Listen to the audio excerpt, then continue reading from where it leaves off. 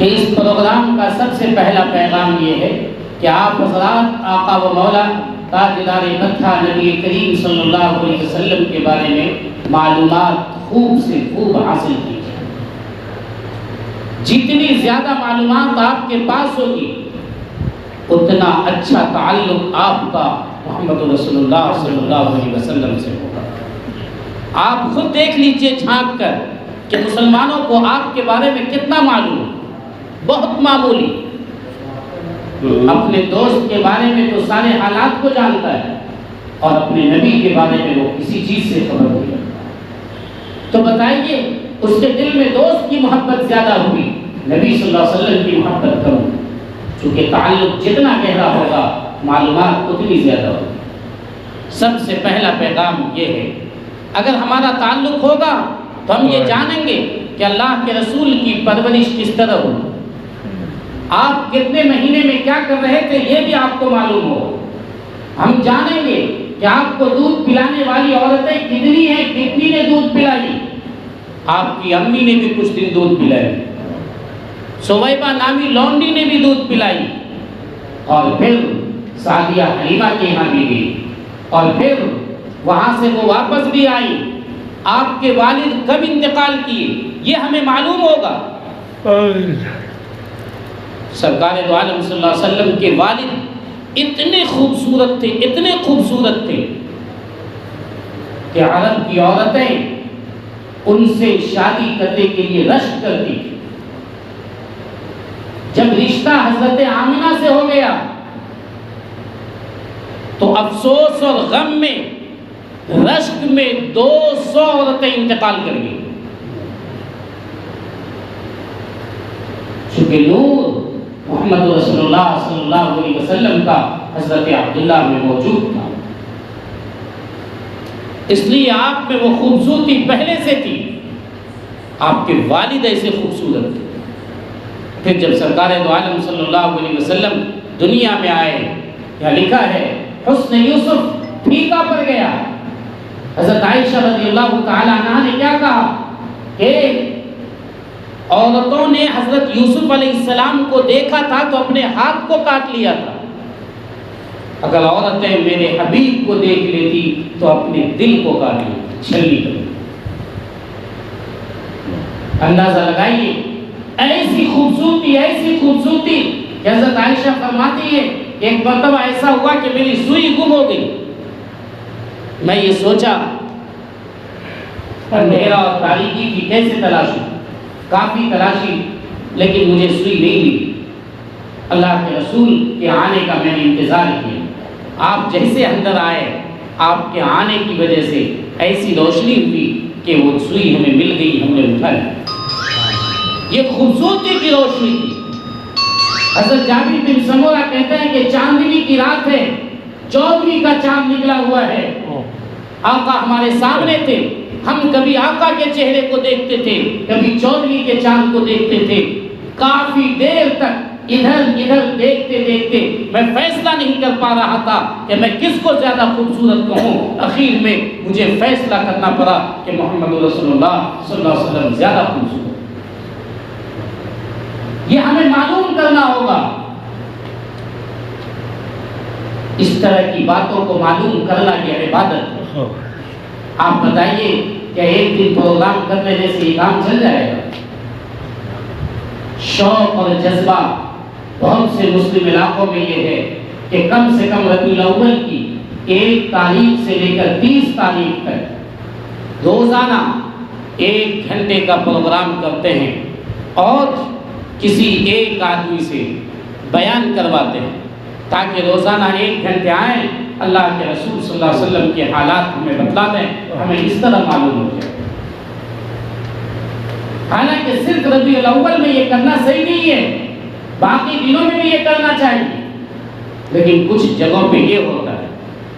ہمارے بہت سے بھائی ہیں جو اردو پڑھنا جانتے ہیں اچھی طرح، اس مہینے میں ان کی یہ ذمہ داری ہے کہ آقا کی سیرت پر جو کتاب ہے کسی مستند عالم سے پوچھ کر اس کی 2 3 4 کتابوں کا 1 مہینے میں مطالعہ کرنا چاہیے۔ آپ یہ نہ سمجھیں کہ جتنی دیر مطالعہ کر رہے ہیں تو وہ وقت آپ کا بیکار جا رہا ہے، وہ ثواب کا ذریعہ ہے، وہ عبادت کا ذریعہ ہے، اللہ کے رسول سے قریب ہونے کا ذریعہ ہے۔ اور ایسے ہی تعلق سے کبھی کبھی آدمی کو حج نصیب ہو جاتا ہے، عمرہ نصیب ہو جاتا ہے، اور آقا و مولا تاجدار مدح نبی کریم صلی اللہ علیہ وسلم کی زیارت ہو جاتی ہے خواب میں۔ آپ نے فرمایا من رآنی فقد رآنی، دوسری جگہ فرمایا من رآنی فی المنام فقد رآنی، جس نے مجھے خواب میں دیکھا، یاد رکھنا شیطان میری شکل نہیں اختیار کر سکتا ہے، شیطان کسی دوسرے کی شکل تو اختیار کر سکتا ہے لیکن محمد رسول اللہ صلی اللہ علیہ وسلم کی شکل اختیار نہیں کر سکتا۔ اس نے شیطان کو نہیں دیکھا ہے، اس نے خواب میں محمد رسول اللہ صلی اللہ علیہ وسلم ہی کو دیکھا۔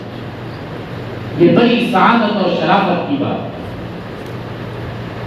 بہرحال مجھے پہلا پیغام تو یہ دینا ہے۔ دوسرا، میں 2-3 واقعہ بیان کرتا ہوں سیرت کا، اور اس سے جو پیغام ہمیں ملتا ہے ہم اس کو اپنی زندگی میں لانے کی کوشش کریں، چونکہ آپ کی زندگی ہمارے لیے مشعل راہ ہے، آپ کی زندگی ہمارے لیے نمونہ ہے، آپ کی زندگی ہمارے لیے آئیڈیل ہے، ہم اس کو اپنی زندگی میں لانے کی کوشش کریں۔ آپ کی عمر 20 سال کی ہے، آپ نبی نہیں بنائے گئے، 20 سال کی عمر ہے۔ اس زمانے میں بنو زبید کا ایک شخص مکہ آتا ہے اور اس نے عاص بن وائل نامی ایک شخص سے معاملہ کیا تھا، کچھ سامان بیچا تھا، اور عاص بن وائل نے اس کی قیمت ادا نہیں کی، کافی مانگنے کی کوشش کیا، دوسرے لوگوں سے سفارش کروایا، لیکن عاص بن وائل نے وہ قیمت انہیں ادا نہیں کی۔ وہ آدمی جبل قویس پر کھڑے ہو کر چڑھ گئے۔ اس زمانے میں یہ بات تھی کہ اگر کوئی آدمی کو کوئی خاص بات ہے، ظلم ہو رہا ہے، تو جبل قویس پر چڑھتے تھے۔ بالکل صبح سویرے جس وقت میں سورج طلوع ہوتا ہے، اس وقت میں وہاں مکہ کے لوگ، مکہ کے مشرکین بھی خانہ کعبہ کے آس پاس لوگ آ کر جمع رہتے ہیں۔ ابھی تو 9 بجے ہم لوگوں کی صبح ہوتی، جبل قویس پر کھڑے ہو کر انہوں نے آواز لگائی، لوگ جمع ہوئے۔ زبیر بن عبد المطلب نے پوچھا کہ معاملہ کیا ہے؟ انہوں نے یہ کہا عاص بن وائل ہم پر ظلم کر رہے ہیں، ہمارا پیسہ باقی ہے اور وہ پیسہ نہیں دے رہے ہیں، کافی دنوں سے پریشان کر رہے ہیں، میں نے کئی لوگوں سے کہلوایا۔ زبیر بن عبد المطلب نے یہ کہا کہ مکہ کی سرزمین پہ ظلم ہوگا، یہ گوارا نہیں کیا جا سکتا ہے۔ چنانچہ تمام لوگوں کو انہوں نے جمع کیا، انہوں نے عبداللہ بن جدعان کے گھر پر تمام لوگوں کو جمع کیا۔ آقا و مولا تاجدار مدح نبی کریم صلی اللہ علیہ وسلم کی عمر صرف 20 سال تھی، آپ نے بھی تگ و دو کر کے محنت کر کے لوگوں کو وہاں جمع کروایا، اور لوگوں کو جمع کر کیا تو اس میں 3 آدمی فضل نامی جمع تھے، اس لیے اسے حلف الفضول بھی کہتے ہیں۔ آقا و مولا خود اس میں تشریف فرما تھے، اور بعد میں بھی آپ کہتے تھے کہ حلف الفضول جو ہم لوگ عبداللہ بن جدعان کے گھر پہ جمع ہوئے تھے وہ بڑا کام کا سامان تھا، آج بھی اگر مجھے کوئی بلائے تو میں خوشی سے وہاں حاضر ہو جاؤں گا۔ وہاں اس بات کو طے کیا گیا کہ ایک آدمی پر ظلم ہوگا تو اس کا پیسہ رکھا جائے گا، یہ گوارا نہیں کیا جا سکتا ہے۔ عاص بن وائل کو بلاؤ، عاص بن وائل کو بلایا گیا، اسے مجبور کیا گیا اور یہ کہا گیا کہ بنو زبید کے اس شخص کو تم پیسہ ادا کرو۔ چنانچہ ان کو مجبور کر کے حال میں ان کا پیسہ ادا کیا۔ یہ آپ کی زندگی کا وہ پیغام ہے کہ اس مشورے پہ آپ بعد میں بھی فخر کرتے تھے اور کہتے تھے آج بھی اگر مجھے اس طرح کے کاموں کے لیے بلایا جائے تو میں حاضر رہوں گا۔ پتہ یہ چلا کہ ظلم کو ختم کرنا، بربریت کو ختم کرنا، سماج اور معاشرے میں اگر کسی پر ظلم ہو رہا ہے، کسی کی چیزیں چھینی جا رہی ہیں، کسی کی چیزیں غصب کی جا رہی ہیں، کسی کا سامان نہیں دیا جا رہا ہے، تو اس کے لیے جمع ہونا اور اس کو دلوانا محمد رسول اللہ صلی اللہ علیہ وسلم کی زندگی کا پیغام، اسے ہم اور آپ اپنی زندگی میں پیدا کریں۔ ٹھیک اسی طرح جب 25 سال کی آپ کی عمر ہوتی ہے تو حضرت خدیجہ الکبریٰ رضی اللہ تعالی عنہا نے آپ کو اپنا مال دیا کہ آپ ملک شام جائیے اور جا کر تجارت کیجیے۔ آپ ان کے سامان کو لے کر تجارت کے لیے گئے. آپ نے تجارت ایسی امانت سے کی، ایسی امانت داری سے کی کہ تجارت میں دوگنا فائدہ ہو. عام لوگوں کو بھی وہ تجارت کا سامان دے کے بھیجا کرتی تھی چونکہ بہت مالدار تھی. اللہ کے رسول کی حالت کو دیکھی کہ دوگنا فائدہ کیسے ہے، اپنے غلام سے معلوم کی تو پتہ یہ چلا کہ یہ تو جھوٹ نہیں بولتے ہیں، بالکل امانت داری کے ساتھ یہ تجارت کرتے ہیں، بزنس کرتے ہیں. حضرت خدیجہ الکبریٰ سے شادی کرنے کے لیے بڑے بڑے دولت مندوں کا پیغام آیا ہوا تھا. انہوں نے دیکھا کہ سب سے زیادہ امانت، دیانت اگر کسی شخص میں موجود ہے تو محمد رسول اللہ ہے، چاہے وہ یتیم ہے، غریب ہے. انہوں نے خود اپنے نکاح کا پیغام ان کے پاس بھیجا اور یہ کہا کہ میں ان سے شادی کرنا چاہتا ہوں. پھر آپ کے چچا کے ذریعے بات طے ہوئی اور آپ نے شادی فرمائی. یاد رکھیے 25 سال کی عمر میں آپ نے تجارت اور بزنس کی. پیغام ملتا ہے کہ مسلمانوں کو بھی تجارت اور بزنس کرنی چاہیے. پیغام ملتا ہے کہ امانت داری کے ساتھ کرنی چاہیے. امانت کی بزنس دیر سے چلتی ہے لیکن جب چلتی ہے تو رکنے کا نام نہیں لیتی ہے. خیانت کا سکہ، بےایمانی کا سکہ جلدی چل جاتا ہے لیکن جلدی ٹھپ بھی ہو جاتا ہے. ایسا ٹھپ ہوتا ہے کہ پھر وہ صحیح نہیں ہو سکتا. آپ نے یہ لوگوں کو پیغام دیا کہ لوگوں کو یہ کام کرنا چاہیے. جب آپ کی عمر 35 سال کو پہنچتی ہے، بعض نے کہا اس سے کم، تو خانہ کعبہ کی عمارت وہ ذرا نشیبی جگہ میں تھی. بارش کے موسم میں اس کے چاروں طرف پانی جمع ہو جاتا تھا جس سے اس کی دیواریں کمزور ہو گئی. سب لوگوں نے بیٹھ کر یہ طے کیا کہ ہر حال میں اس کو توڑ کر دوبارہ اس کی تعمیر ہونی چاہیے. اسی زمانے میں ایک جگہ جہاز غرق ہوا اور اس کی لکڑی ان لوگوں کو مل رہی تھی آسانی سے، تو ان لوگوں نے یہ طے کیا کہ بنایا جائے. واقعہ لمبا ہے لیکن خانہ کعبہ کی تعمیر کرنے کے لیے ان لوگوں نے یہ بات طے کی. سرکار دو عالم صلی اللہ علیہ وسلم بھی موجود تھے. آپ کی عمر 35 سال تھی. آپ نے خانہ کعبہ کی تعمیر میں حصہ بھی لیا. خانہ کعبہ کی تعمیر ہو گئی جیسی ہونی تھی، جہاں تک ہونی تھی. سب سے بڑا مسئلہ یہ تھا کہ حجر اسود کو رکھنے کی جو جگہ تھی اس کو سارا عرب متبرک سمجھتے تھے. ہر قبیلہ یہ چاہتا تھا کہ ہمارے قبیلے کا آدمی اس کو اٹھا کر رکھے. لڑائی ہو گئی، آپس میں قتل کی نوبت آ گئی کہ ایک قبیلہ دوسرے کو قتل کرنے کے لیے تیار، نہیں ہم لوگ رکھیں گے. دوسرا قبیلہ کہتا تھا ہم لوگ رکھیں گے. ابو امیہ بن مغیرہ نے یہ فیصلہ کیا کہ دیکھو ایسے کام نہیں چلے گا. کل صبح سب سے پہلے جو خانہ کعبہ میں موجود رہے گا وہ جو فیصلہ کرے گا وہی ہم لوگ فیصلہ مانیں. صبح سویرے لوگ تو جلدی جلدی کر کے آئے کہ ہمارا قبیلہ آ جائے، ہمارا قبیلہ آ جائے، لیکن سب سے پہلے محمد رسول اللہ صلی اللہ علیہ وسلم وہاں موجود. آپ کو دیکھ کر سارا قبیلہ بیک زبان یہ کہہ اٹھا رضینا بہذا، ہم اس پر راضی ہیں چونکہ ہم نے بچپن سے انہیں امانت اور صداقت کے ساتھ زندگی گزارتے دیکھا ہے.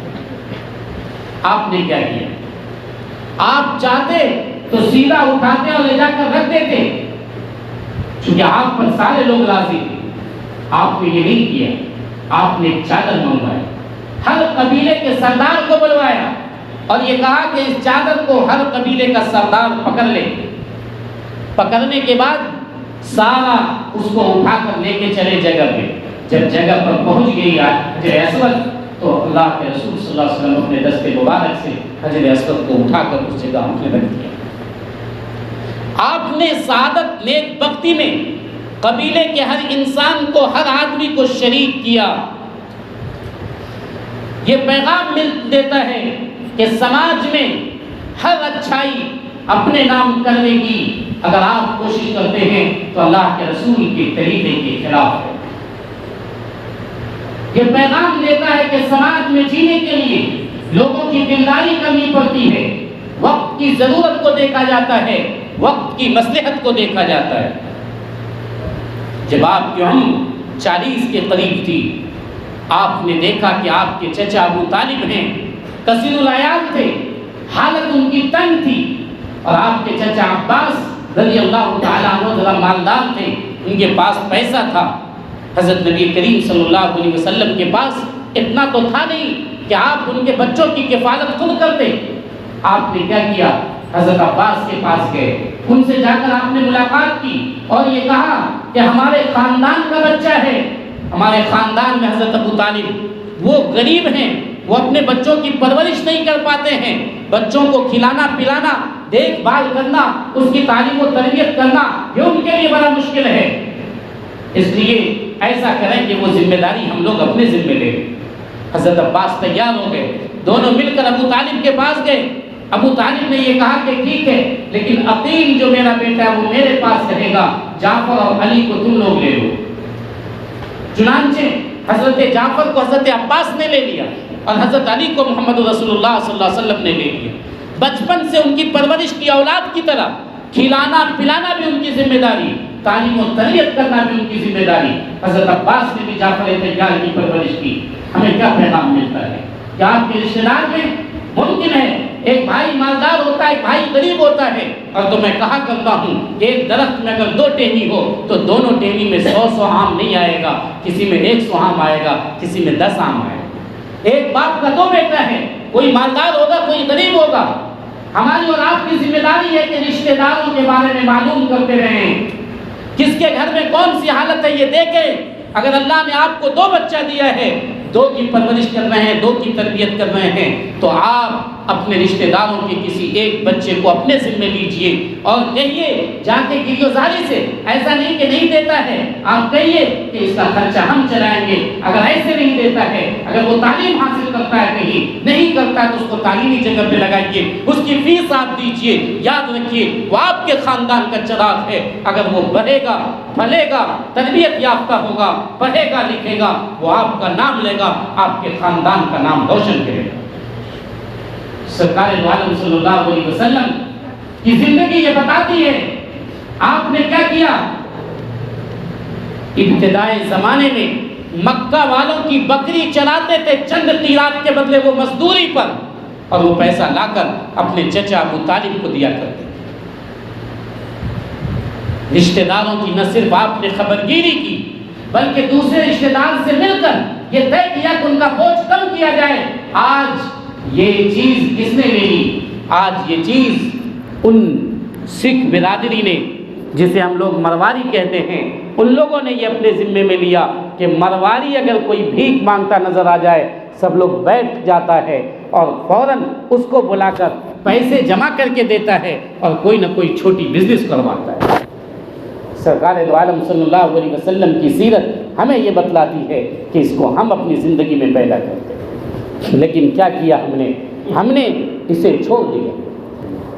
سرکار دو عالم صلی اللہ علیہ وسلم کو جب نبوت ملی تو آپ کو یہ کہا گیا وَأَنذِرْ عَشِيرَتَكَ الْأَقْرَبِينَ، سب سے قریبی رشتہ داروں کو ڈرائیے۔ آپ نے اپنے خاندان کے تمام لوگوں کی دعوت کی، کھانے پہ ان لوگوں کو جمع کیا، انہیں کھانا کھلا کر اپنے سے پہلے مانوس کیا، اور پھر آپ نے وہاں دعوت دی۔ اس دعوت پر سارے لوگ خاموش رہے، ابو لہب نے برا بھلا کہا، لیکن وہیں وہ چھوٹا بچہ حضرت علی اٹھ کر کھڑے ہوئے اور انہوں نے ہمت و دلیری کے ساتھ کہا میں محمد رسول اللہ صلی اللہ علیہ وسلم کے ساتھ ہوں۔ پھر جب آپ کو عام اعلان ہوا کہ عام لوگوں کو دعوت دی جائے تو بھی آپ نے پہلے عام لوگوں کو نہیں کہا، پہلے اپنے گھر سے شروع کیا۔ آپ کوہ صفا پر چلے۔ کوہ صفا پر چلنے کا کیا مطلب تھا؟ اس زمانے میں اگر کوئی خاص بات پورے عرب میں پہنچانی ہوتی تھی تو صفا پہاڑی پہ چلا جاتا تھا، وہ خانہ کعبہ کے قریب بھی تھا، اس جگہ ایک بستی بھی آباد تھی، اس جگہ چڑھے، جبکہ اس پر مشرک بھی چڑھا کرتے تھے، اس پر ایک بت بھی موجود تھا، لیکن آپ خود اس پر چڑھے، چونکہ اس زمانے میں لوگوں تک پیغام پہنچانے کا ذریعہ کوہ صفا پہ چڑھنا تھا۔ یہ پیغام دیتا ہے ہمیں کہ جس زمانے میں جس طرح کا بھی آلہ ہو، لوگوں تک پیغام پہنچانے کے لیے اس آلے کو استعمال کرنا چاہیے۔ میلہ ہوا کرتا تھا جس میں بتوں کی پوجا ہوتی تھی، جس میں گانا بجایا جاتا تھا، جس میں ڈانس اور رقص اور سرور کی محفلیں ہوتی تھی، جسے عکاظ کا میلہ کہتے ہیں، دنیا جانتی ہے۔ اس عکاظ کے میلے میں آپ جاتے تھے اور لوگوں کو جمع کر کے یہ کہتے تھے کہ آؤ اللہ کی طرف۔ پتہ یہ چلا کہ وہ جگہ چاہے اچھی ہو یا خراب ہو، اس جگہ کو دعوت کے لیے استعمال کرنا یہ آقا کی سنت ہے، یہ نبی کا طریقہ ہے۔ ہم موبائل اپنے پاس رکھتے ہیں، یہ موبائل ڈھیر ساری مصیبتوں کا ذریعہ ہے، ڈھیر ساری گندگیاں اس موبائل کے اندر موجود ہے، لیکن اس موبائل کو ہم تبلیغ کا ذریعہ بنا سکتے ہیں، اس موبائل کو ہم دنیا کے اندر اچھی بات پہنچانے کا ذریعہ بنا سکتے ہیں۔ آقا نے کوہ صفا پر چڑھ کر اسی بات کا پیغام دیا، لوگوں کو جمع کیا اور کیا کہا؟ اور یہ کہا بتاؤ میں 40 سال تک تمہارے درمیان رہا ہوں، کیا تم نے مجھ میں کوئی عیب دیکھا؟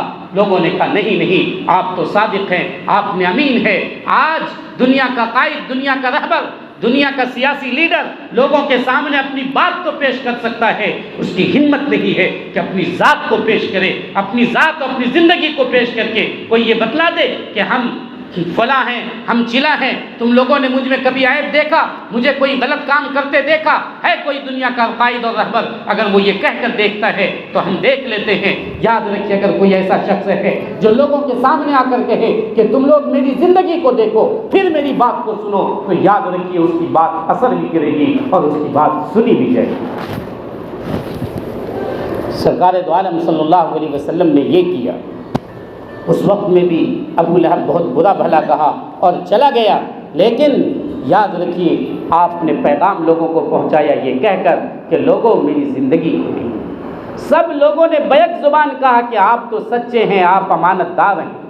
بچپن سے لے کر 40 سال کی عمر تک کسی نے آپ میں داغ تک نہیں دیکھا۔ ہماری ذمہ داری یہ ہے کہ ہم لوگوں کو دعوت دینے سے پہلے اپنی زندگی کو بھی ٹھیک کریں۔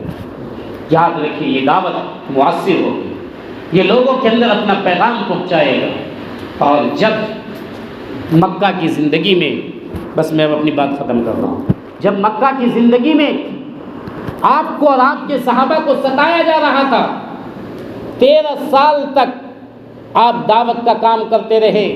حضرت بلال کے گلے میں رسی لگا کر گلی اور کوچے میں انہیں کھینچا جاتا تھا، گرم ریت پہ انہیں لٹا دیا جاتا تھا۔ حضرت خباب بن ارت رضی اللہ تعالی عنہ کو کوئلے پر، بالکل کھولتا ہوا کوئلہ، وہ کوئلہ پہلے سلگایا جاتا تھا اور اس کے بعد ان کو اس پر لٹایا جاتا تھا۔ اس وقت تک لٹائے رکھتا تھا جب تک کہ ان کے بدن سے بہنے والے خون سے کوئلہ بجھ نہ جائے۔ حضرت عمار بن یاسر کو اور ان کی اولادوں کو، ان کی ماں کو ستایا گیا، ان کے والد کو ستایا گیا، پریشان کیا گیا۔ حضرت ابوبکر صدیق جیسے تاجر اور بزنس مین کے گلے میں رسی کا پھندا لگا کر کھینچا گیا۔ خدا کا و مولا تاجدار بتا نبی کریم صلی اللہ علیہ وسلم کے بدن پر اوجھ ڈال دی گئی تاکہ وہ اپنے آپ کو وہ اٹھ نہ سکیں۔ آپ کے گلے میں بھی پھندا لگایا گیا، آپ کو بھی پریشان کیا گیا۔ صحابہ آتے تھے اور یہ کہتے تھے کہ یا رسول اللہ ہمیں اجازت دیجیے کہ ہم بدلہ لیں، یا رسول اللہ ہمیں کہیے کہ ہمیں جو دشمن ستاتا ہے ہم اس سے اپنا بدلہ لے سکیں۔ آپ کہتے تھے نہیں نہیں، صبرن یا عمار، اے عمار صبر کرو، برداشت کرو۔ آپ بتائیے اگر اللہ کے رسول کہہ دیتے کہ نہیں تم بھی بدلا لو، ابھی مٹھی بھر مسلمان تھے، ان سب کو قتل کر دیا جاتا یا نہیں کر دیا جاتا؟ آپ نے لوگوں کو سمجھایا کہ ہر کام کرنے کا وقت ہوتا ہے، ایسی پریشانی میں ہے لیکن آپ نے اسے برداشت کیا۔ ہر کام ہر جگہ نہیں کیا جاتا ہے، ہر کام جوش سے نہیں ہوا کرتا ہے، وقت دیکھا جاتا ہے کہ کب کون کام کرنا ہے کون نہیں کرنا ہے۔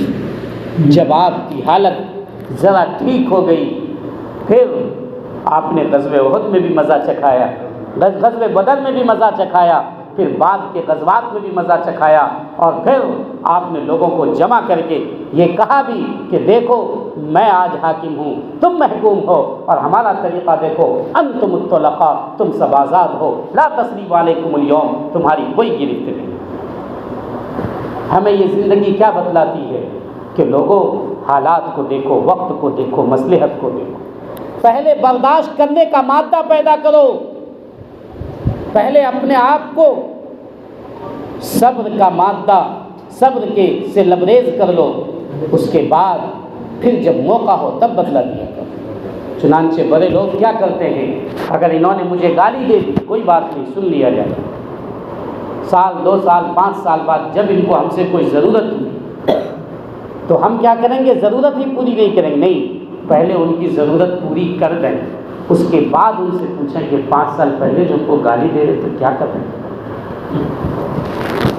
اب آپ ان کے بدن کو کاٹیں گے تو خون تک نہیں نکلے گا۔ یہ ایک طریقہ ہے زندگی گزارنے کا۔ اللہ کے رسول صلی اللہ علیہ وسلم کی زندگی پیغامات سے بھری ہوئی ہے، ضرورت اس بات کی ہے کہ آپ معلوم کیجئے اور اسے اپنی زندگی میں پیدا کرنے کی کوشش کیجئے۔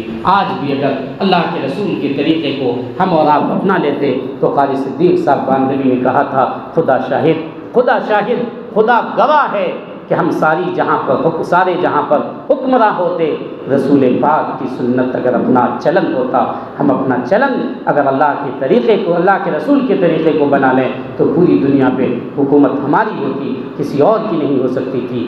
آپ یقین کر لیجئے کہ آج بھی اگر اسی طریقے کو اپنائیں گے دنیا آپ کے قدموں میں ہوگی، دنیا ٹھیک اسی طرح جس طرح آج سے 1400 سال پہلے یہ کہا کرتا تھا کہ مسلمان آ رہے ہیں، اس لیے لوگوں اپنے بادشاہ کو پکڑ کر قید خانے میں ڈال دو اور اس کے کارندوں کو مار کر ملک سے باہر نکال دو اور قلعہ کا دروازہ کھول دو۔ سارے لوگ قلعہ کا دروازہ کھول دیتے تھے صرف یہ سن کر کہ مسلمانوں کا لشکر آ رہا ہے، اور سامنے آ کر استقبال کرتے تھے اور کہتے تھے کہ نجات دہندہ آیا ہے، ظلم سے بچانے والا آیا ہے، عدل و انصاف کا پیکر آیا ہے۔ وہ وہی مسلمان تھے جنہوں نے محمد رسول اللہ کے طریقے کو اپنی زندگی میں پیدا کیا تھا، اور آج تو ہمارے لیے دروازے بند ہوتے ہیں۔